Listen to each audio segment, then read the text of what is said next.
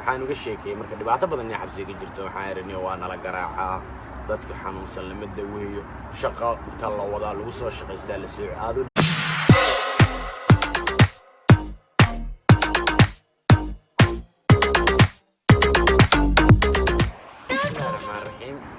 salaama salaan kadib waxaan rabaa maanta in eray murtiyo Soomaaliyeed aan ka wada hadalno maamada waxay dhaheedaa aflagaado colaadna wax kama tarto nabadna way ka geysaa markii igu horeeyay ee aan maamadan maqlo waxay ahayd bari anoo jooga Liibiya iyo nala xiray xabsi Liibiya ku yaala nala geeyay xabsiga waxaa ku jira Soomaali badan iyo Eritrean iyo Sudan dadkan inta badan waxa loo soo xiray waxay ahaayeen adoo waa taqaanaa dad kulligood raba inay tahriibaan xabsigii dadka aan isku barana waxa kamid ahaa wiil Maxamed la yiraahdo Maxamed wuxuu aad u isticmaali jiray kaniiniga aan la yiraahdo waxaan madax xanuun corona Tylenol ama ibuprofen waxaa jirta marka qola IM la yiraahdo oo maalinta Khamiista timaado oo qofka xanuunsan soo yara wareysanayso kaniinina soo siinayso Maxamed ki marka uu ku badbata Khamiis kasta gacanta u taagtaa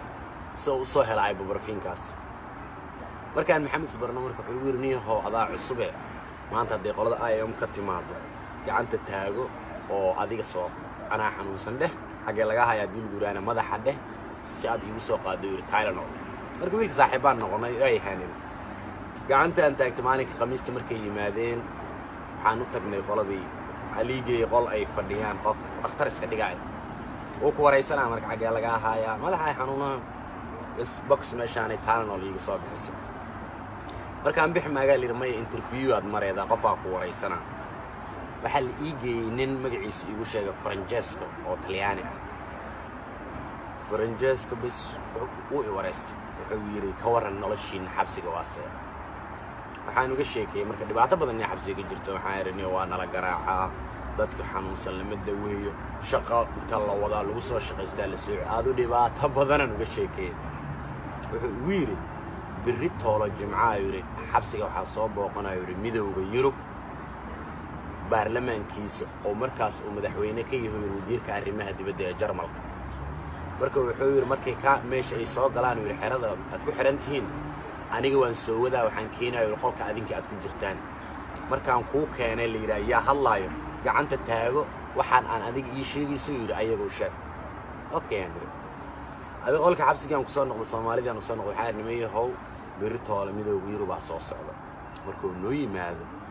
ninka Talyaanigan waa la soo ballamay marka waxaan rabaa inaan dhibteena u sheego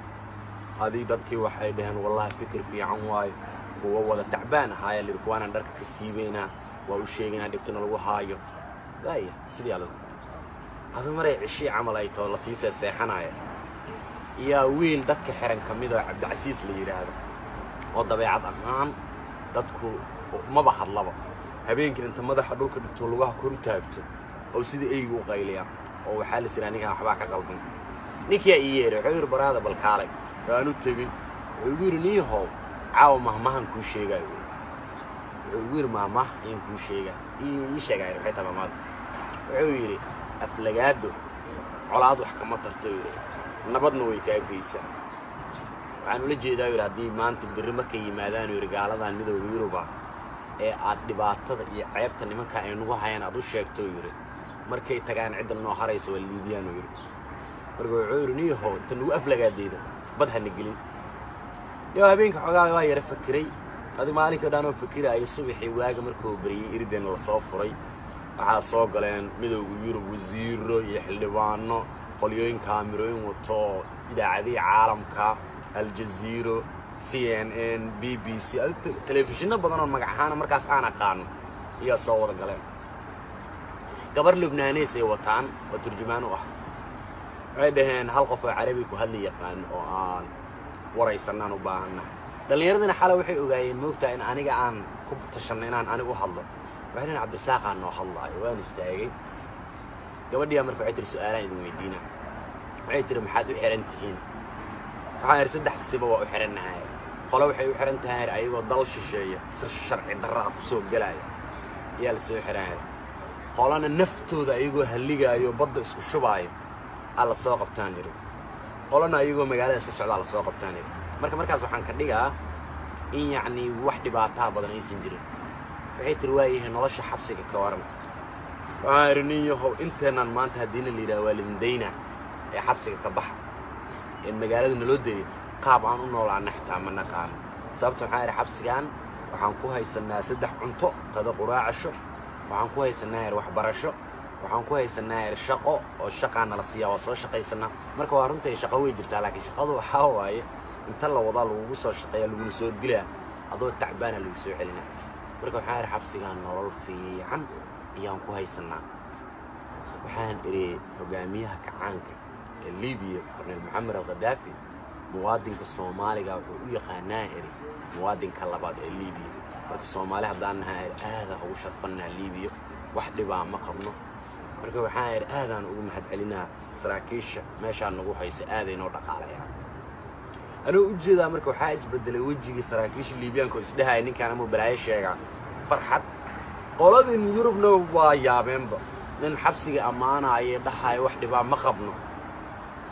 عيدان أنت أصلاً مسعنية وعم بحنا حار أنت هذا بحنا سؤال ميدا ويديا حار هذيكم هذا محاسن نقص ضمتين وزيرك الرماه دي بدأ جرمل كننها مركز يجوا أبي عيرو حانا هو يعني وزيرك الرماه دي بدأ جرمل كحانا هو منك هذا هو بيامين أيه قلنا رأي يروي حبس كان صوب وقت حانا ماشي نقول ميدا يوري إن أنا خو بينو يوري بجد أنا قبح إنه ضدك سويت تهريبة دقالة أنا وطلقلنا وصلوا وبدبادية marka hadda qaabka aad noogu jawaabto yiri waxaan ba dareemeynaa oo dhaqaale aan Liibiya ku siiyeen inay wax fiican ku qabanayaan waana mahadsantahay wax kale oo jeceshay weydiilay ma jirto waxaan yiri wax kale ma haye waxa maanta waa maalinka ugu horeeyay inay qof Jarmal ah oo soo hor istaago marka taana waxa ii tahay mudnaan gooniya waana ku mahadsantahay adoo inaga tagan